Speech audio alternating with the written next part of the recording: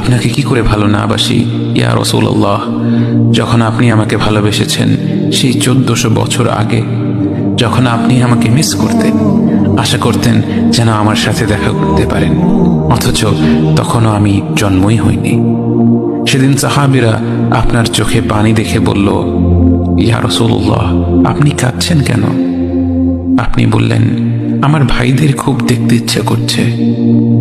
সাহাবীরা বললেন, আমরা কি আপনার ভাই নই ইয়া রাসূলুল্লাহ?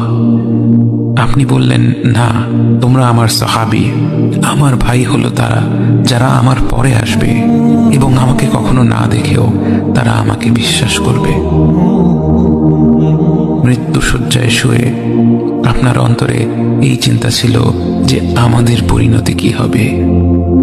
উম্মতি উম্মতি বলতে বলতে আপনি আপনার রবের নিকট ফিরে গিয়েছেন।